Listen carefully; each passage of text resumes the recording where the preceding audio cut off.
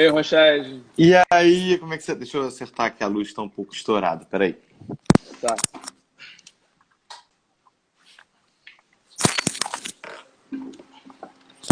E aí, Tudo Rafa, bom? como é que você tá? Tá me ouvindo bem? Tô te ouvindo bem. Você consegue me ouvir? Tô perfeito. Como é que você tá? Peraí, deixa eu acertar meu Quanto cabelo que tempo? tá aqui todo Pentear o meu também. espinafrado. Cabelo de quarentena, né? Difícil. Cabelo de quarentena, ficar amassado. Já tirei um A cochilo ali no gente sofá, corta, levantei, faz um tava monte de todo buraco de torto. rato. Eu cortei meu cabelo, tá com um buraco aqui, tá com um buraco aqui, tá com um buraco em tudo que é lugar. Não tá aparecendo, não. O meu eu vou Ah, todo deixando, ele vai direitinho. crescendo uma hora, ele vai ficando grande, assim, ele vai ficando enrolado. É bom que faz assim, já tá penteado, de qualquer jeito que deixar tá bom, foda-se também. Não é? Tô com uma camisa em sua homenagem hoje aqui. Ah, é? Deixa eu ver. Deixa eu mostrar Ai, um monte de aqui. passarinho, uma arara, que lindo. Sim. Que Não linda essa é? camisa, de onde que ela é? Deixa eu ver a Da propaganda. CAP. Da Uau, CAP. muito bom. Gostei, adorei. É muito legal, né? Vários passarinhos. E Eu aí, tô aqui tudo no bem? meu, Você no foi meu fazer o resgate cafofo, agora à tarde?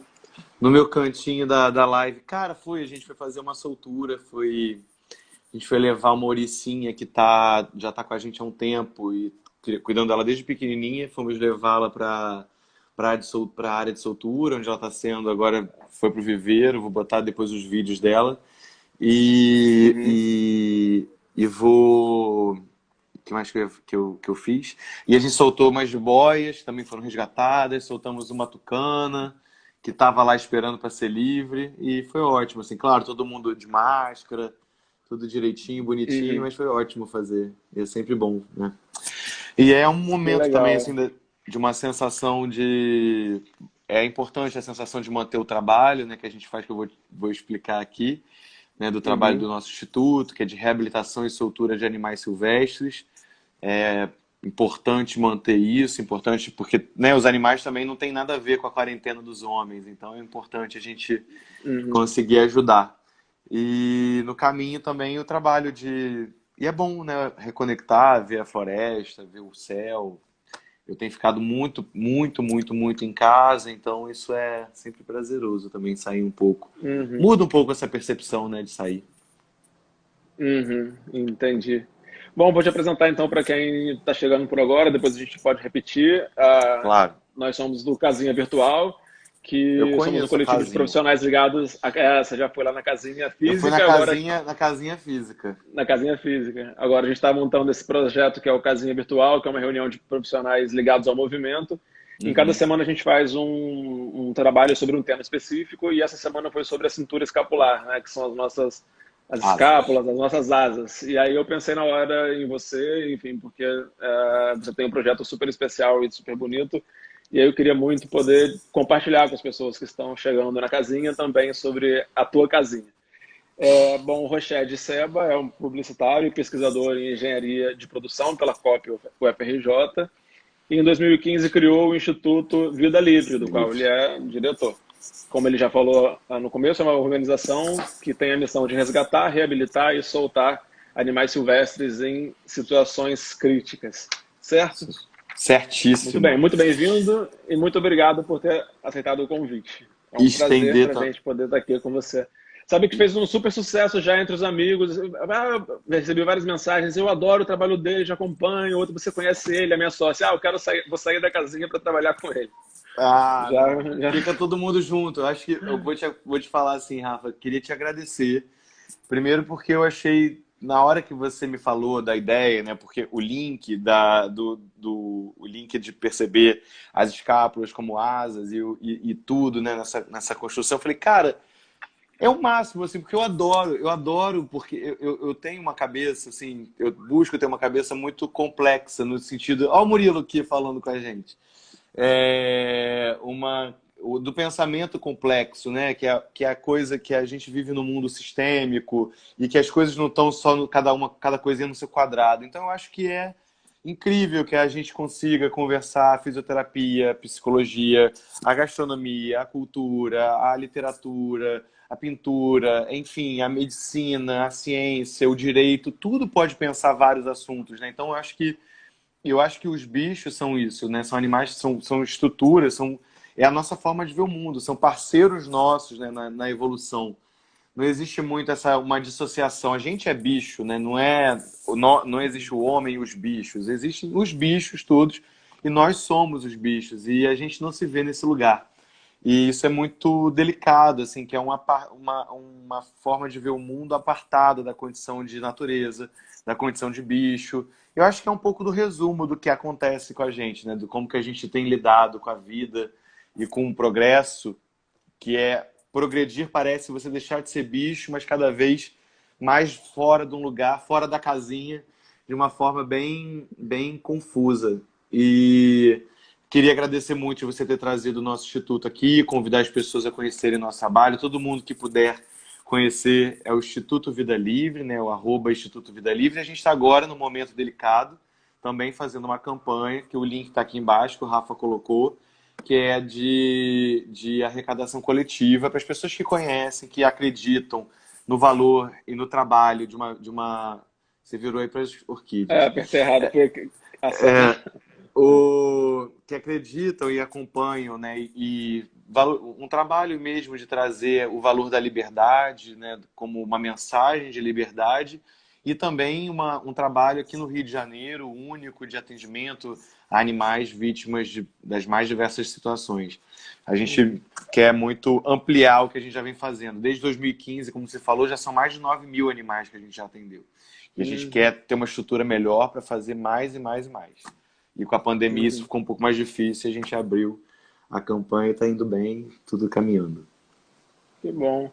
Bom, o link está aqui para quem puder, né, depois acessar e entender melhor como funciona. E também vou deixar no final da live lá uma fotinha lá com o @ também Instituto Vida Livre para facilitar lá o link, porque na bio deles também fica o link fixado, né, Rached? Para Isso, quem tá tudo lá. quiser entrar e ler com E mais também quem cuidado. quiser Eu conversar, queria. saber outras coisas, pode mandar mensagem pra gente lá no Instituto, que eu sempre respondo.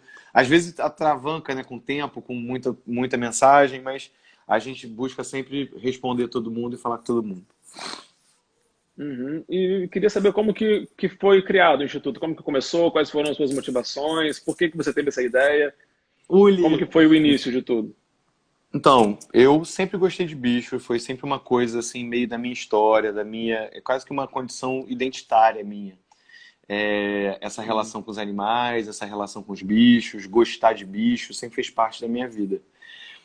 E na época eu fiz mestrado, fazer faculdade de comunicação. Durante a faculdade de comunicação eu fiz um trabalho para um curso que era para uma matéria e eu fui fazer um trabalho no zoológico. Aí eu me envolvi no zoológico, virei voluntário no zoológico. Ali eu comecei a entender que caramba, é esse lugar aqui de percepção que eu tenho, uma percepção, esse lugar aqui que eu queria mudar, queria transformar isso.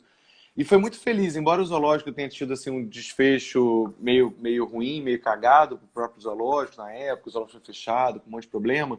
Foi um lugar para mim especial porque eu tive entendimento, falei, cara, é isso que eu quero fazer, é transformar isso que eu quero. E depois comecei meu mestrado em engenharia de produção na COP, estudando os serviços de fauna silvestre, estudando isso como um processo, como uma estrutura mesmo de processo, e foi quando eu criei o Instituto. E a gente começou a trabalhar, fazer o Instituto a partir de 2015, na nossa primeira área de soltura, que foi em parceria com o Ney Mato Grosso, que foi a primeira vez que o nosso projeto começou a voar. As asas se abriram ali. E é interessante, porque o nome de área de soltura também é ASA, né? Porque é a área de soltura de animais silvestres, a sigla é ASA. E a gente começou ali, e desde então a gente vem trabalhando, mais pessoas foram entrando no projeto, se associando, né? Caminhando com a gente. Estou aqui vendo a Bárbara falando, que hoje trabalha comigo direto, e enfim. E uma dos desafios do Instituto não é só aumentar as áreas de soltura, aumentar a capacidade de atendimento dos animais silvestres nos contextos das florestas e tudo, dar maior atendimento aos animais que são atendidos pelo IBAMA, pelos bombeiros, pela polícia, por pessoas comuns, mas é também ampliar a linguagem disso. E por isso que para mim é muito valoroso poder estar conversando disso aqui contigo, porque é ampliar mesmo a linguagem do que a gente faz e do que a gente fala. Eu acho que quanto mais Se eu não me engano, pessoas conseguirem pensar isso em algum caminho, seja vendo um copo, seja aprendendo de repente, comendo, sei lá, se a pessoa está comendo pimenta rosa, ela aprende que essa frutinha é a comida do sanhaço, e o sanhaço é um passarinho que as pessoas prendem muito para cantar. Eu acho que sempre, tudo que a gente consegue ir encaixando, o conhecimento é bom e é benéfico. Uhum, muito legal. Se eu não me engano, tem uma aluna que é aluna de Pilates lá do estúdio, que acho que ela também faz parte do seu projeto como uma área de soltura, que é a Glenda. Eu não sei o sobrenome Ah, agora. não, Glenda, não, a Glenda? Glenda, não, a Glenda, não, Glenda é uma amiga minha, amiga nossa. Tem um sobrenome Hum. alemão? É, não sei, minha Glenda? sócia falou, mas logo depois ela saiu. Depois ela vai entrar, vou perguntar para ela aqui. É, É ela porque falou que acho A que o Glenda sítio é uma dela. amiga nossa. Ah, não, Uhum. Brenda. Então é Brenda, desculpa. É Pode Brenda, é ser. a Brenda. Ah, A Brenda é uma das uhum, patronas do Instituto, é parceira nossa. uhum. Talvez E eu a não tenha se Brenda tem um confundido ou eu me sítio. A confundi na hora de Brenda, ler. não, com certeza. A Brenda é É. dona de um sítio e ela é uma das nossas das formas que a gente tem de trabalhar, né, do caminho, que a gente tem o espaço, tem todo esse trabalho é feito em conjunto com ela, Uhum, com o Ney, com outras pessoas. Então uhum, assim, a Brenda é super e é uma querida, eu adoro, sou apaixonado por ela. uhum. E É como que porque é você falou definido? Glenda, eu também tenho uma amiga Glenda. E como que é definida uma área de soltura? Você tem alguns pré-requisitos para saber, né, do espaço onde é a localização do sítio? Você tem que ser próximo de florestas nativas? Como que A área de, funciona? so- a área de soltura, cada área de soltura pode ter um tipo de trabalho, né? E aí você vai ter um plano de manejo adequado a cada realidade de área, de localidade. E a gente Uhum, tem uma. E a área de soltura é um serviço, né? É um serviço previsto em lei, autorizado pelo IBAMA. Então a gente faz todo o cadastramento da área, o levantamento de fauna, os animais que podem ser soltos ali, que tipo de trabalho a gente vai uhum, fazer, a gente apresenta o plano de trabalho, apresenta tudo isso. E a gente tem uma. E aí, então, essa documentação é levada para o IBAMA faz a aprovação disso, e aí começa esse trabalho. E a área de soltura ela é a etapa final, né, do processo de reabilitação dos animais. Lá tem viveiros dentro da floresta, os animais ficam uhum, ali e depois eles são libertados no tempo deles, né? Cada um, mas são uhum, várias situações diferentes, não tem um protocolo único, porque a gente uhum, avalia cada situação. Igual você também nunca vai cuidar de todo mundo que está com dor da mesma maneira. A gente não cuida uhum, tudo de um jeito só. Então, cada bichinho tem uma demanda, cada bicho tem um contexto. uhum. E como que geralmente esses animais chegam até o instituto? Como é feito o resgate? Vocês são contactados diretamente pela pessoa que, enfim, por alguém que soube de uma situação crítica ou são ligados a algum órgão do governo que também participa disso ou não do governo? Como que Não, a funciona? Como gente eles chegam tem. geralmente? Nosso trabalho é todo, né, voltado em apoio e suporte ao IBAMA. Então, a nossa Uhum, relação principal é com o Centro de Triagem de Animais Silvestres do IBAMA, em Seropédica, que aqui no estado do Rio só tem um centro de triagem. Por isso que é muito importante as pessoas que estão vendo entenderem a importância desse tipo de trabalho e também se puderem ajudar o nosso espaço, que a gente quer ser mais um ponto de apoio. Porque uhum, no Rio a gente só tem um local onde animais que são vítimas de traficantes, vítimas de cativeiro irregular, vítima de caçador, vão para lá. Somado a animais que também acidentados, animais encontrados filhotinhos, também vão para lá. E no Rio tem poucos outros serviços que fazem isso. Então tem uma demanda muito grande e uma capacidade de atendimento muito pequena. Então, o nosso uhum, trabalho direto é pegar os animais que chegam no IBAMA, a gente recebe esses animais, faz todos os exames, todo o acompanhamento, encaminha esses uhum, animais para a área de soltura e faz o acompanhamento do processo de reabilitação deles durante o período que eles estão na floresta, assim, dentro dos recintos. Então, os exames são feitos, se tiver algum problema, o animal volta, é reatendido, a gente faz um novo trabalho com ele. Cada animal vai ter uma demanda de tempo. E uhum, o maior volume de animais que a gente acaba atendendo são passarinhos que as pessoas uhum, prendem, né, por conta do canto, que é o maior volume. O Rio de Janeiro é o estado que mais prende, que mais vende, tem o comércio de passarinho do Brasil. Supera até São Paulo, enfim, e outros estados, uhum, até mais populosos que o Rio. Mas o Rio tem uma cultura muito grande, essa cultura do passarinheiro. E a gente uhum, tenta, o nosso trabalho minimiza o impacto desse tipo de atividade, como atividade criminosa. Você tirar um animal que sai da floresta e vai para uma gaiola. Ele vai para uma gaiola para ficar cantando, às vezes fica num torneio, cantando mais. Aí é coisa meio fálica, assim, a brincadeira. Que o meu passarinho Uhum. canta mais que o seu. É literalmente isso, assim, é uma coisa bem. Dentro da psicanálise deve ser uma delícia estudar isso. E a galera faz isso, assim. E você tira um animal da floresta que ele deixou de ser pai, deixou de compor uma família, compor um casal. Né, ele deixou Uhum. de ser dispersor de sementes, de comer pragas, deixou de ser presa de alguém para ficar na gaiola na casa de uma pessoa cantando, entendeu? É Uhum. muito estranho, assim, Sim. é um comportamento bem doido, assim, na minha leitura. Que eu já tive, Uhum. quando era pequeno, eu tive passarinho, mas eu sempre ficava meio agoniado e queria soltar.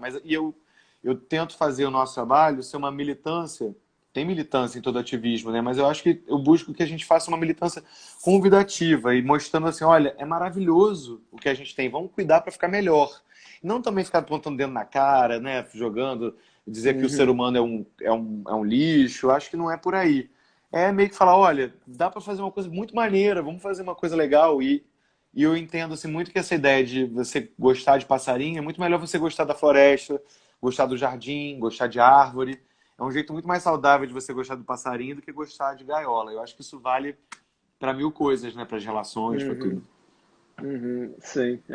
Queria aproveitar porque tem a Beatriz tá perguntando como nós podemos ajudar. Tem um link que eu deixei fixado aqui nos comentários, que é o link da campanha, né? Faça Uhum. parte e venha ser Vida Livre, que você pode Isso, entrar e ver quais são as maneiras de poder contribuir com o Instituto, certo? isso. Obrigado, E quais são as Beatriz. principais. Tô só Essa é uma agradecendo a dificuldade, né, Beatriz que e a gente todo mundo. falou. Sim. Essa é uma das dificuldades, né? Você falou agora sobre a pandemia, enfim, que isso tem sido um obstáculo. E existem outras dificuldades para se manter o instituto funcionando? O que é mais difícil assim para manter de pé? Então, dois pontos, né? Eu acho que a gente hoje vive uma dificuldade nesse momento da pandemia, mas a gente também tem muita noção que todo mundo está passando muita dificuldade no momento da pandemia, né? Então, assim, é um momento delicado na própria concepção de humanidade. Então, assim, a gente não se vale do direito de entender que o nosso problema é maior que o dos outros. É só assim, olha, a gente tem um trabalho e se a gente não conseguir o apoio das pessoas, a gente não vai conseguir continuar esse trabalho. Uhum, E eu entendo que é um momento, assim, muito de reavaliar, né, várias condições e várias percepções nossas em relação ao nosso comportamento com o mundo natural. Mas do outro lado, assim, os problemas corriqueiros e da gestão de um instituto como esse, a gente encontra problemas do tipo, né, é difícil você você capitalizar em cima de uma coisa que você quer fazer gratuitamente. O nosso trabalho ele sempre foi gratuito, sempre foi democrático. A gente atende, eu falei que o nosso principal atendimento são animais do IBAMA, mas a gente também resgata eventualmente animais que as pessoas ligam, procuram. Então, teve um dia uhum, desses que a gente fez um resgate de uma jiboia num condomínio na Barra. A gente fez resgate de uma preguiça em São João de Meriti. A gente fez resgate, a gente acompanhou o atendimento de uma capivara na Lagoa. A gente uhum, resgata Então, assim, a cidade, né, é uma cidade que é enorme e muito diversa. E os problemas dos animais acontecem de qualquer forma, assim, entendeu? Basta existir um animal e ele pode estar em uma situação de risco, independente do local onde está. Então, assim, eu acho que uma das dificuldades que a gente tem é de trazer, é de capitalizar para poder fazer o melhor. A gente faz o melhor trabalho que a gente pode, mas eu tenho certeza que se a gente tivesse estrutura, a gente estaria fazendo uma coisa muito melhor. Porque a minha vontade é essa. É ampliar, levar o projeto para escolas, é levar o projeto para outros tipos de linguagem, é replicar em outros locais, é investir em pesquisa de medicamentos, né? Fazer parcerias com laboratórios, pesquisa de materiais biológicos que os animais... Enfim, várias coisas são possíveis e tem vários potenciais adormecidos. Eu acho que a maior uhum, ansiedade que eu tenho hoje no trabalho, eu penso assim, cara, eu adoro o Instituto, em 5 anos a gente cresceu e conseguiu fazer muita coisa com muito trabalho. Mas eu tenho total noção dos tantos potenciais que estão adormecidos que a gente poderia estar fazendo mais. Acho que os desafios são um pouco nesse lugar. E também uma ansiedade crônica de como que a gente mantém o projeto, né? No momento de crise, por exemplo, como que a gente está vivendo agora. A gente estava trabalhando, como a gente faz os atendimentos e tudo de forma gratuita, A gente trabalhou durante muito tempo de forma voluntária, o trabalho de soltura sendo mantido pelos patronos, mas há os resgates e muita coisa de forma voluntária. Só que a gente começou a conduzir o trabalho tendo apoio de empresas, investindo no contato direto com pessoas para ajudar na visibilidade do projeto.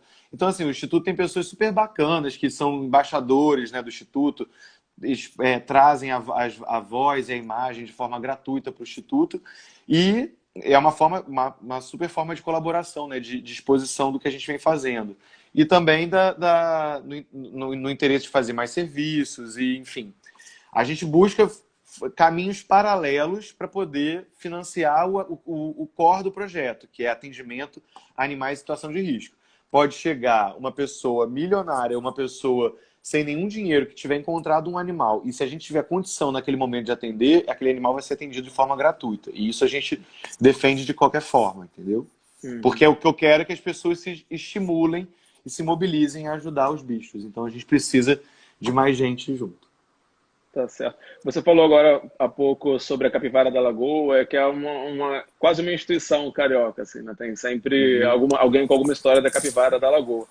E outras histórias também que a gente ouve bastante do jacarés que aparecem no Recreio, Jacarepaguá. Você acha que a gente pode afirmar que esses animais eles já se adaptaram assim à cena urbana, já virou, né, apesar de silvestres, eles estão mais tranquilos com o contato, né, do homem, porque a Lagoa é um lugar muito movimentado, né? No entanto, tem ali algumas capivaras. Eu mesmo já tomei um pega de uma vez, correto? Elas estão ali, direto. Mas É. você falou uma coisa que é legal, mas é interessante o enunciado. Ele é a cidade que se adaptou a eles, né? A gente é que Uhum. cresceu em volta de onde eles viviam.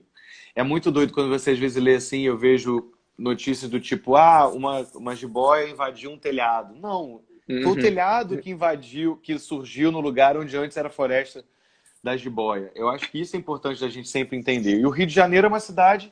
Ontem foi o dia da Mata Atlântica, né? O Rio de Janeiro é uma cidade que nasceu na Mata Atlântica. Todas Uhum. as cidades brasileiras nasceram na Mata Atlântica, as principais metrópoles, né? Salvador, São Paulo, Rio. Então a gente tem uma Belo Horizonte também pega, né, Mata Atlântica. Então assim, as principais cidades do Brasil estão na Mata Atlântica. E é a cidade que nasce nesse lugar, né, que pressiona a floresta e alguns animais conseguem sobreviver e se adaptar àquele convívio.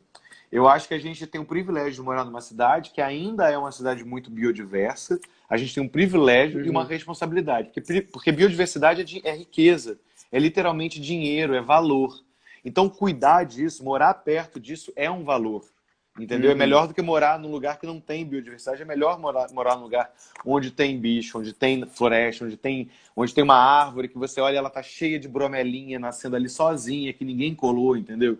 Isso Uhum. é riqueza de vida, é saúde do lugar onde você vive.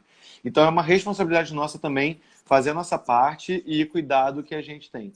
Mas sobre a capivara, que é uma instituição, elas são animais que acabaram se adaptando ali, né? Elas reocuparam a área. Uhum. Tem algumas famílias que hoje estão ali na lagoa, não tem predadores, mas também é um espaço pequeno, muito estrangulado, não é uma população grande, mas eventualmente elas não Uhum. os pegam, né? As pessoas estão ali correndo, né? Fazendo alguma coisa. Alguém com cachorro, principalmente, elas ficam bem nervosas. Porque Uhum. isso é um problema muito sério também, a interação de cachorro e gato com a fauna silvestre. É um Uhum. grande problema que a gente tem. E as pessoas às Uhum. vezes não entendem que a gente levou, esses bichos estão ali por uma vontade nossa, e eles não são do meio, entendeu? Uhum. E você estava falando sobre valores, né? Esse assunto acabou trazendo isso à tona. Eu queria saber a sua opinião sobre as suas expectativas quanto ao comportamento humano, né, em relação ao meio ambiente, as suas maneiras de se relacionar com a natureza depois desse período de isolamento social. Você é alguém que está otimista quanto a essa possibilidade de mudança dos valores, comportamento? Como é que você pensa isso? Cara, eu vou te falar uma coisa. Eu acho que as coisas. Eu sou um otimista de natureza. Assim, se eu não fosse otimista, eu não teria montado um instituto que trabalha soltando passarinho. Eu comecei isso fazendo sozinho, assim, sabe? Então, assim, otimismo tá dentro de mim. Uhum. Ser otimista, eu acho que eu não conseguiria não ser otimista claro, tendo todo o trabalho técnico para fazer isso quando eu comecei, e me juntando com pessoas para entregar um trabalho da forma correta, mas sonhando muito da coisa acontecer de uma forma melhor sempre. Eu sou otimista em tudo, eu acho que eu vou Uhum. ser otimista até o último momentinho da minha vida, assim. Só que Eu imagino, eu acho que hoje é um momento que está todo mundo vendo o que está acontecendo e tem dois caminhos, né? Tem pessoas que estão querendo, aproveitam esse momento para refletir, para reavaliar padrão de consumo, pensar, caramba, eu gastava muito tempo pensando nisso, pô, quanto tempo eu gastei pensando, me aborrecendo com um negócio desse, eu não imaginava que, eu nunca tinha visto o ciclo todo de uma fruta. Eu vi uma amiga minha falou que ela nunca tinha se ligado do tempo que demorava uma casca para apodrecer, porque como o lixo não estava saindo todo dia da casa dela, ela estava acompanhando o apodrecimento da casca da fruta no lixo, assim. E Uhum, eu falei, é verdade, porque assim, às vezes você está no ritmo, às vezes você tem uma pessoa que trabalha na sua casa e faz as coisas para você, e você não vê as coisas da natureza, você não vê a planta que você tem em casa, você não vê o cocô que você fez, você não vê o que é da natureza. A gente não olha a natureza, né? O que é a gente. Então, eu acho que o maior ganho que a gente pode ter desse momento é se reintegrar na condição de parte da natureza e não de visitante ou antagonista ou protagonista da natureza. Se colocar no lugar igualzinho, sabe? A gente é da natureza. A gente está dentro da natureza uhum, igualzinho. Tudo é natureza. O universo, os planetas, eu, você, o celular, os bichos, a capivara, todo mundo é da natureza. Então, eu acho que se uhum. perceber nesse lugar é uma grande vantagem que talvez a gente consiga nesse momento de isolamento para pessoas que podem e estão podendo nesse momento, não estão lutando para sobreviver, de repente não estão vendo um familiar, né, passando por uma situação horrorosa no hospital, estão podendo, não estão desesperadas pensando no próprio emprego, de certa forma, acho que todo mundo está pensando, mas não estão, né, tem as pessoas que Uhum. têm algum tipo de fôlego para pensar acho que vão ter algum tipo de avanço. Mas também tem as pessoas que, como tudo na vida, sempre tem um lado que avança e um lado que vai para trás. Né? Tem pessoas que podem também achar que esse é um momento bom para se aproveitar, né? Igual a gente teve notícias horríveis, que eu acho que também a gente não deve ficar falando disso, ficar dando palanque Uhum. para o erro, mas Uhum. é de quem deveria estar trabalhando pela preservação das nossas florestas, do nosso meio ambiente, tá aproveitando a oportunidade para destruir. Então, assim, eu acho que esse é o momento da gente estar atento e ter uma nova Uhum. visão também política. Eu acho que é um momento que está todo mundo pensando, está todo mundo tão estarrecido com a política, de certa forma, que eu acho que é uma boa oportunidade de a gente pensar assim, caramba, eu quero olhar para essa política, eu quero olhar para quem eu votei, porque a cidadania Uhum. não é só no dia que você vota, né? É todos os dias da sua vida. É no seu comportamento, é em você acompanhar o político que você votou, é você se solidarizar pelas pessoas, é você errar e saber que errou, né? Não ficar querendo se isentar de erro de qualquer forma, apontar erro para os outros. Todo mundo erra, né? Então acho que o caminho é assim, mas eu sou otimista, acho que as coisas melhoram, sim. Uhum. Pois é, você está falando da política, né? A gente está vendo que estamos, né, passando por um momento bastante conturbado na política, principalmente não, né, mas também no que se relaciona com as pesquisas científicas, né, com a produção de ciência no Brasil. É, E a gente ficou está vendo. ofensivo você gostar. Tem um lado do Brasil que se ofende com o conhecimento, né? Que se ofende com Uhum, a ciência, se ofende com a arte, se ofende com a cultura. Se ofende com o que faz a gente aprender, com o que faz a gente pensar, com o que faz a gente refletir.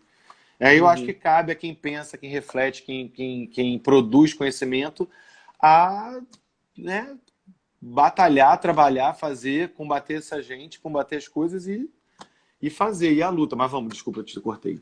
Não é, porque normalmente todas as evidências científicas, né, e muitas das quais a gente aprendeu né, desde criança, ou já existem teorias há séculos, né, enfim, sobre a Terra plana, inclusive, né, umas coisas loucas do tipo. Então, muitas evidências científicas têm sido atacadas com fake news, com os achismos, né, com notícias do WhatsApp, por aí vai. E como Uhum. pesquisador, como que você avalia o que tem sido produzido mais recentemente em relação ao meio ambiente? Você acha que a gente deu uma parada por conta né, essa nova organização política, ou está sendo possível ainda ali sobreviver à pesquisa? Como é que você acha que está sendo? Eu vou te falar assim, sobreviver da pesquisa, pelo que eu acompanho, os meus colegas e situações, tem sido, nunca foi muito simples, o Brasil nunca foi um país muito simples, embora a gente tenha tido em governos anteriores, né, há mais ou menos 10 anos a gente teve um grande avanço, 10, 15 anos a gente teve, foi um dos maiores fomentos que o Brasil teve nas pesquisas, e no fomento à pesquisa acadêmica, né, foi Uhum, muito forte o que aconteceu naquela época. O Brasil hoje é um país minguado de patentes, é um país minguado nas pesquisas, e o que não condiz nem com a capacidade dos nossos pesquisadores e nem com a Uhum. história do Brasil, né? O Brasil é o Brasil de Oswaldo Cruz, de Carlos Chagas. O meu avô, Roché de Seba, era um cientista, ele que fez a vacina da meningite. E na época, tudo dentro do Dr. Vital Brasil, que era aqui em Niterói, onde meu avô trabalhava. E então, a gente vive num país de pessoas que trabalham e têm muito potencial e capacidade de pesquisa. Só que a gente não vê valor. O problema não tá no material, né? Não tá na matéria-prima. O Brasil não tem capacidade de pesquisa? Tem muita, tem uma capacidade pra caralho. O problema é onde é que as pessoas, onde é que os brasileiros estão botando valor? Onde é que o brasileiro tem orgulho de ser brasileiro? Numa descoberta das meninas daquelas mulheres que descreveram o genoma do coronavírus em São Paulo, Coronavírus. ou estão vendo valor em bobagem, entendeu? Assim, não que as bobagens não Uhum. tenham seus valores, não tenham sua graça, não tenham nada, eu não sou contra, é, é, é, enfim, ou outras manifestações de cultura, esportes, acho que tudo tem seu lugar no mundo. Mas eu acho que é uma.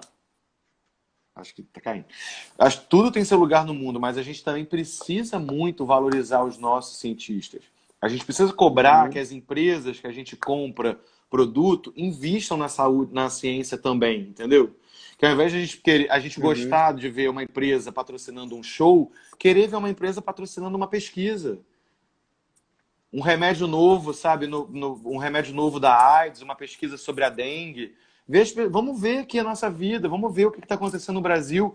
Vamos investir em saneamento básico, em novas fórmulas de uso dos resíduos na cidade. Eu quero ver uma empresa que eu adoro, que eu tomo um refrigerante, que eu tomo uma cerveja, que eu compro um carro, investindo só nisso, e não só patrocinando um ator ou uma cantora que eu gosto, sabe?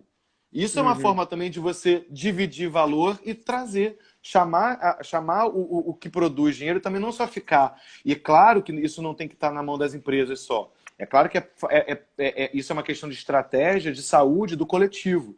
Então, isso é um papel também dos órgãos públicos. É um papel principal dos órgãos públicos, mas todo mundo deveria investir em ciência, deveria investir em cultura, deveria investir em coisas que geram conhecimento, que registram o conhecimento do nosso país, entendeu? É um país que se conhece muito Uhum. pouco. A gente mora no país que tem a maior biodiversidade do mundo e pouca gente sabe disso. E quando eu digo pouca, é pouca mesmo, entendeu? A gente não valoriza o Uhum. que a gente tem, a gente não valoriza a nossa cultura, nossa culinária, nossa flora, nossa fauna, nosso folclore, os nossos artistas, os nossos professores, os nossos cientistas. A gente não valoriza quem está aqui.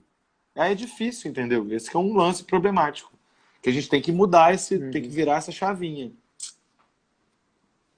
Acho que eu É falei um muito. grande desafio em conseguir girar essa chavinha, né? A gente está vendo Uhum. essa chave virando para um lado meio complicado, né? Eu pesquisei aqui também sobre uma grande polêmica, né? Que é o retorno de um projeto de lei que já tinha sido arquivado, foi desarquivado, que tem a ver com a liberação da caça de animais silvestres, né? Que é proibido no Brasil desde de 67. E aí, no Uhum. final do ano passado, foi aprovado pela Câmara, e que tem a ver também com a questão do porte de armas, mas depois seguiu para o Senado, que conseguiu uma audiência pública pela Câmara de Constituição e Justiça. E aí, eu fui ver que nessa consulta pública, em torno de 60 pessoas, 60% das pessoas votaram a favor dessa alteração da lei. Claro que a gente, né, não sei como é que funciona muito bem essa consulta pública, se é algo que está sendo mais estimulado de um lado que de outro, que tudo tem uma questão política por trás. Mas eu imagino, né, que o impacto disso sobre a fauna brasileira seria uma coisa catastrófica de alguma forma. Como que você Isso, pensa nisso? isso já é um problema, porque a caça no Brasil já é uma realidade, sempre foi. Mesmo proibido. O Brasil Independente, é assim, tendo lei ou não tendo lei, é, né? é proibido no Brasil matar, mas se mata à vontade, faz, né? Então é um pouco disso. Uhum, Então, a caça nunca foi diferente. A caça é um elemento, é uma atividade identitária em várias regiões do país, né? É quase um rito de passagem da masculinidade. O garoto vai ficando mais velho, ele vai sai com os primos, com o tio, passa uma noite no mato, caça uma paca, caça um tatu, tem uma coisa assim bem, bem rudimentar e primitiva desse lugar do masculino. E é uma prática que acontece, não tem nada a ver com subsistência, não tem nada a ver com nada, não tem nada a ver com conservação, que as pessoas dizem que a caça é uma ferramenta de conservação de fauna, e aí usam como exemplo a África. É uma loucura. Imagina, você mora num condomínio e fala assim, vamos matar o Rafael para o pessoal não pagar a conta de luz? É tipo isso. Né? Como é que você mata um elefante para poder salvar uma floresta? É um absurdo isso. Né? Eu acho de uma idiotice, de uma isenção de responsabilidade tremenda. E no caso da caça aqui no Brasil sempre aconteceu, a fiscalização acontece, mas qualquer crime contra a fauna no Brasil é considerado um crime de baixo potencial ofensivo, então as pessoas pouco são punidas, né? Normalmente quando alguém é punido por isso é porque está atrelado ou a outros tráficos, ou ao porte ilegal de armas, ou a formação de quadrilha, ou falsidade ideológica. Ninguém é preso porque matou ou prender um bicho, entendeu?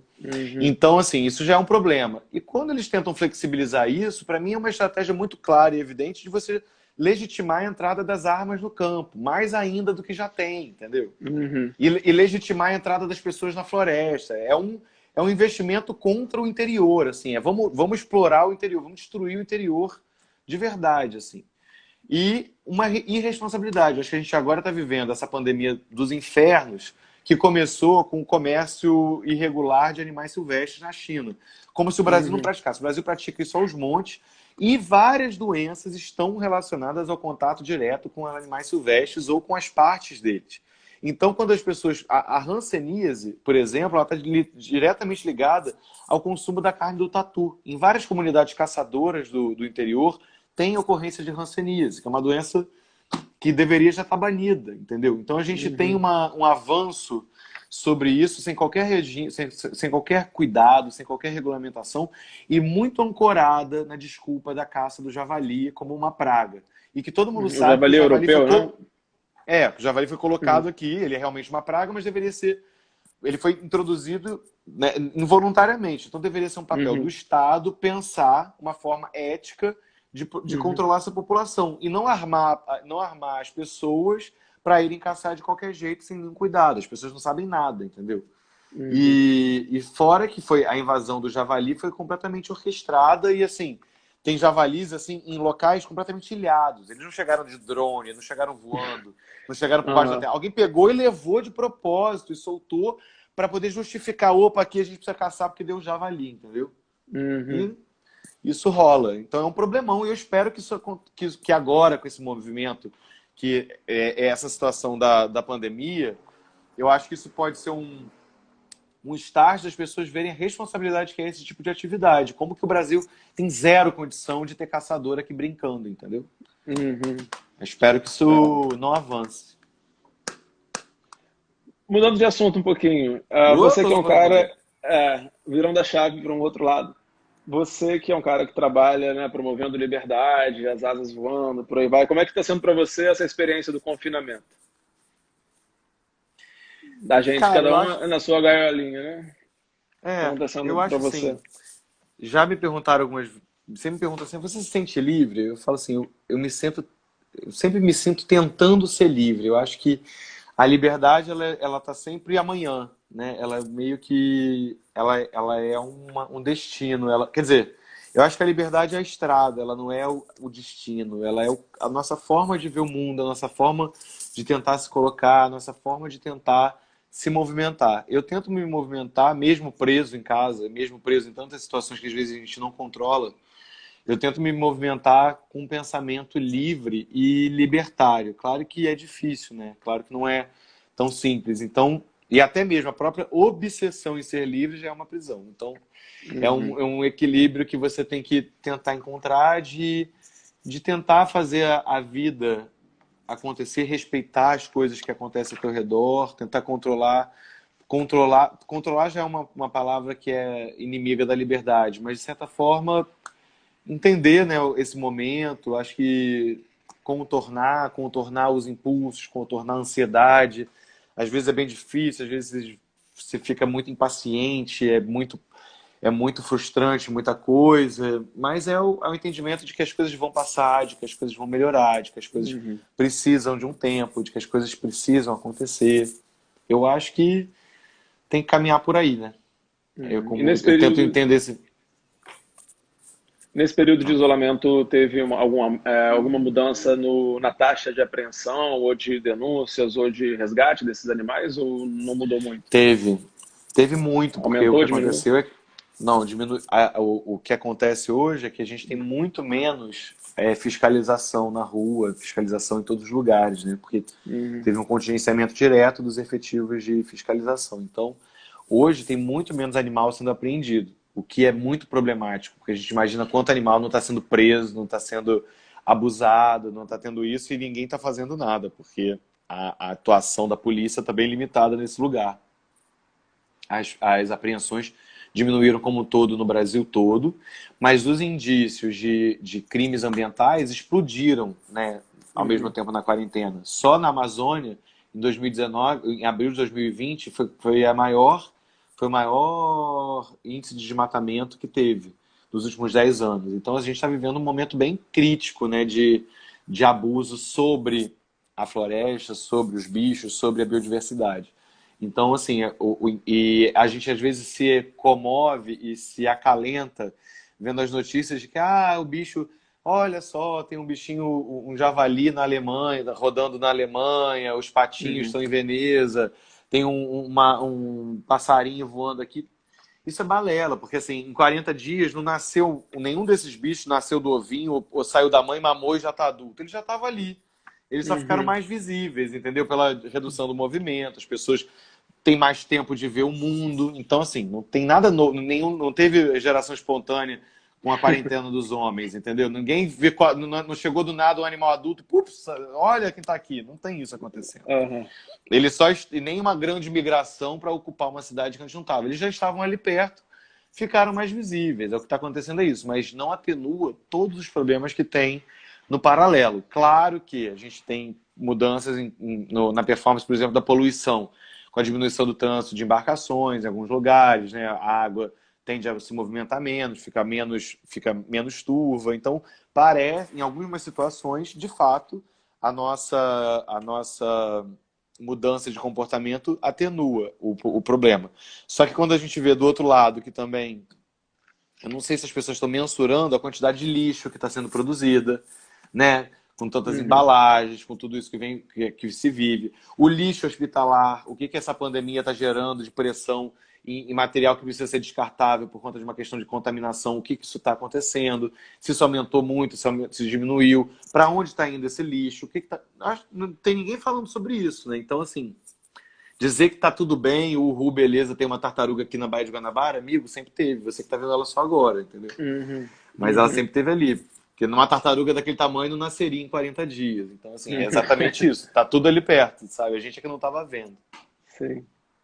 E aí eu queria saber um pouco sobre como funciona a reabilitação que vocês fazem no Instituto, né? Você está mais ligado à reabilitação motora, né? Dos movimentos dos animais que estão machucados, ou tem a ver também com a reabilitação mais do comportamento e reinserção deles na natureza? Que tipo de profissionais você tem ao seu lado, né, para te ajudarem nesse processo? A gente tem veterinários, né? São 4 veterinários trabalhando com a gente. E tem pessoas e tem laboratórios também que ajudam no paralelo, tanto em análises de imagens e análise de material biológico, ver a ocorrência de verminoses, ver tudo isso. E a reabilitação ela vai em vários sentidos. Tem a reabilitação Uhum. motora, como você falou, então uma ave que passou muito tempo numa gaiola, ela precisa aumentar a capacidade dela de voo para ela poder voar, literalmente para ela poder voar. Então a gente vai colocando, dependendo do animal e do tempo que ele viveu numa gaiola pequenininha, primeiro ela vai Uhum. para uma gaiola maior, porque numa gaiola um passarinho só pula, então eles perdem, mingua toda a musculatura de peitoral deles de voo. Então Uhum. a gente começa a estimular eles a baterem asa. É tão louco, né? Você estimular um bicho a bater asa, ele aprender a bater asa e vai fazendo daquela forma. E aí depois ele vai para um viveiro e vai se exercitar. Um rapinante, por exemplo, que teve uma lesão, sofreu uma pancada, sofreu um choque, e aí você vai precisa. E aí teve uma lesão, às vezes tem animal que quase perde a asa com linha de pipa, normalmente Uhum. perde. É uma das coisas que mais acontece, as pessoas enquanto estão brincando com uma linha de pipa, uma ave passa ali e perde o direito de voar para sempre. Então, Uhum. às vezes você pega uma ave que teve um problema com a linha de pipa, então você precisa fazer o curativo, curar aquela lesão, depois manter esse animal botar ela também se exercitando. Tem fisioterapia para esses animais, Uhum. estímulo a voo, estímulo a bater asa, Que lindo. ver como o animal está voando. Tem o trabalho de Uhum. falcoaria, de forçar o animal a voar, ensinar o Uhum. animal a caçar de novo. Tem tudo isso é feito. Com um papagaio, por exemplo, que fica muito tempo em gaiola, e o papagaio, que é uma ave que as pessoas cortam a asa, né?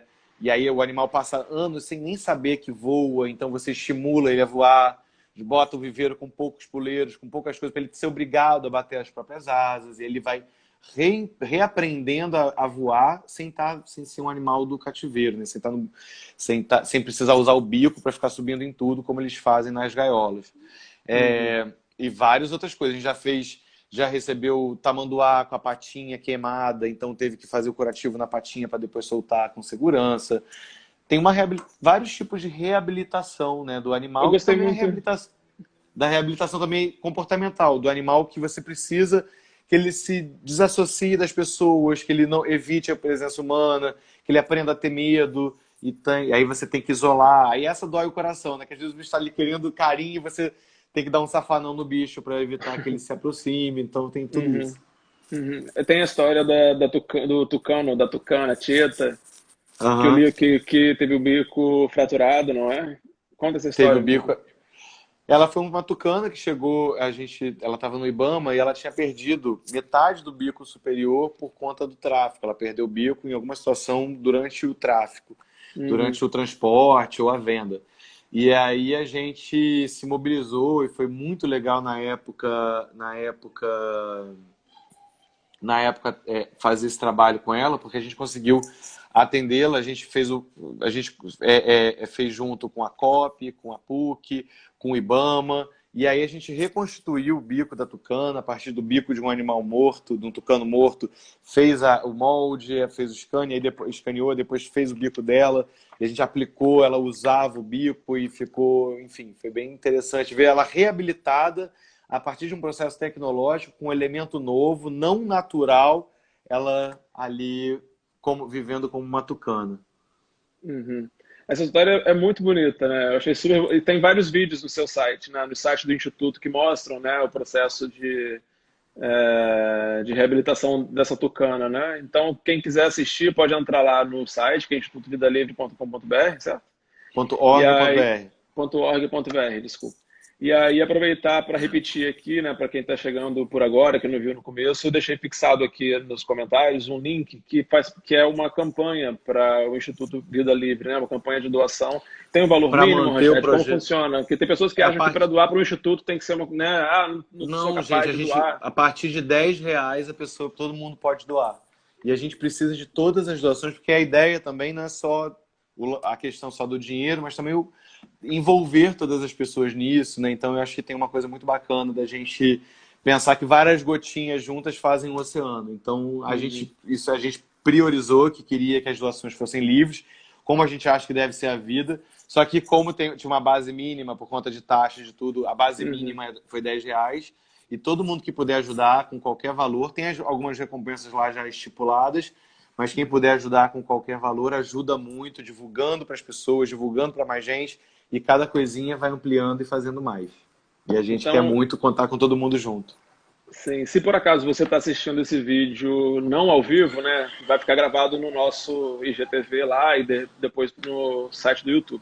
Caso você não esteja vendo ao vivo, você vai perder o link, não vai estar aqui. Mas aí você entra lá no Instagram do Instituto Vida Livre, que é Instituto Vida Livre ou tá abreviado? Arroba Instituto Vida Livre, tudo juntinho. Instituto Vida Livre. E vou deixar também marcado aqui no final da live para vocês poderem entrar melhor. Mas se você estiver assistindo então e não estiver vendo o link porque vai estar gravado, depois você entra lá no Instagram deles que vai ter o link fixado na bio. Certo, Rochelle? Certíssimo.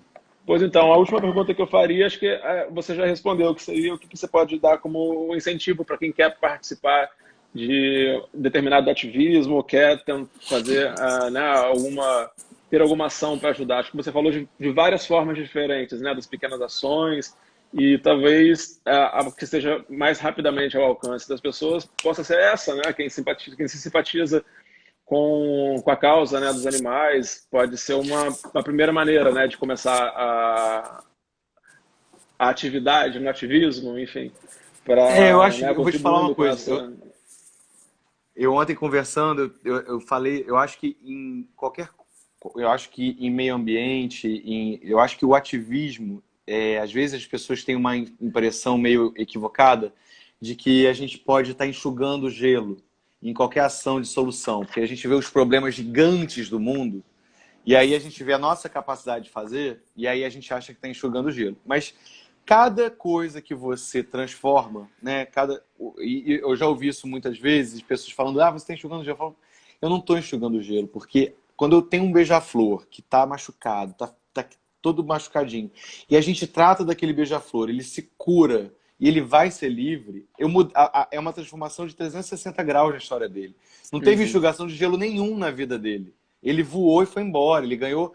Ele não foi pro freezer, ele não foi pro lixo, ele não morreu, ele não ficou numa gaiola, ele voou e foi ser livre. uhum. E cumprir o caminho dele, o papel dele num sistema a qual ele pertence. Então eu acho que nada do que a gente faz, seja você separar o teu lixo, você fazer alguma coisa, você doar para uma causa que você acredite, se você acredita na causa da liberdade, na causa da biodiversidade, instituições como a nossa, do Instituto Vida Livre, a gente precisa muito do apoio das pessoas, mas se você também se mobiliza com a causa da diversidade, questões de gênero, questões raciais, questões de... Enfim, tantas demandas que o mundo apresenta, se envolve, sabe? Vai ouvir, se entrega, porque eu acho que é um movimento de se transformar junto, né, naquele movimento, naquele trabalho. E é isso, assim, uma das ações que são, nesse momento, são fáceis, é você se envolver doando, né, colaborando efetivamente com dinheiro para que outras instituições existam. Se vocês gostam do trabalho que a gente mostrou aqui, queria muito pedir a colaboração de todo mundo que está aqui acompanhando, mas também no entendimento que a gente vive num coletivo e que ajudar tem que ser uma prática, ajudar os outros, né, e olhar para o coletivo é uma forma também da gente transformar o país, que a gente fica às vezes tão angustiado com o país que a gente vive, e o que a gente está fazendo no nosso dia a dia também, só pagando os impostos? Não, você pode melhorar, você pode ter uma atitude mais responsável com o seu lixo, com a tua casa, com a energia que você usa, com o que você fala, com o tipo de ofensa que você faz para alguém, né? Você tentar ver o mundo com uma forma mais empática. Acho que isso tudo vai pipocando melhoras e tudo mais. Muito bem. Rogério, eu quero te agradecer muito por Ah, ter eu que te participado agradeço, aqui, foi adorei. ótimo. É muito bom te ouvir e, enfim, o seu trabalho é muito inspirador e quando, né, repetindo aqui o que eu falei no começo, algumas pessoas próximas que vieram logo me perguntar, você conhece ele? Eu adoro o trabalho dele, a Bia, que já comentou aqui, a Renatinha Vasconcelos também já falou, o Pedrinho, enfim, quero agradecer também as pessoas que participaram, que a gente Obrigado a acabei todo não mundo que tá conseguindo, aí. não conseguia ler tudo e né, transformar em pergunta, mas foram vários comentários super interessantes, né, as pessoas falando do seu ponto de vista, né, enfim, como enxergam tudo isso. Então, obrigado a todos vocês que participaram super bem aqui. E é isso. Rochelle vai ter uma outra live mais tarde, né? Vou fazer uma live mais tarde e é legal também poder ir trocando com as Uhum, pessoas sempre. Eu tenho muito prazer em tá. fazer Quem quiser isso. assistir, então, vai lá no arroba Vai ser Instituto Vida 9 Livre. Vai ser no horas, seu vai ou ser vai ser no da outra do pessoa? Sérgio. Não, vai ser no do Sérgio. Ele que está me convidando. Hoje você me convidou e ele me convidou para gente para Mas quem entrar participar. pelo teu, né, quem Vê começar a te também, seguir, todo consegue mundo ver. vê. Puxa Vê. lá. Seguindo eu, ele ou seguindo você, a gente vê tudo junto.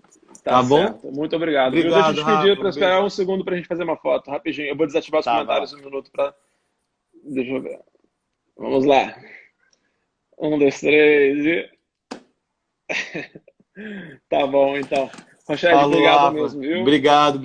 Beijo pra você, tudo de bom aí, boa sorte, se cuida e obrigado aí pelo carinho. Manda a campanha pra todo mundo, vamos doar e ajudar e fazer as coisas mais livres Pode, sempre. pode contar com a gente sempre, tá? Beijo, valeu, Ah, uma outra obrigado. pergunta, agora não vai dar tempo mais, mas tem muita gente que pergunta se pode ir lá acompanhar solturas. A Renata foi uma pessoa que perguntou, inclusive, se ela poder ir A lá um gente dia botou, a acompanhar. gente Como que funciona? botou, nesse momento agora da campanha, acompanhar a soltura é uma das recompensas. Tem lá o valor que a gente colocou para as para doações.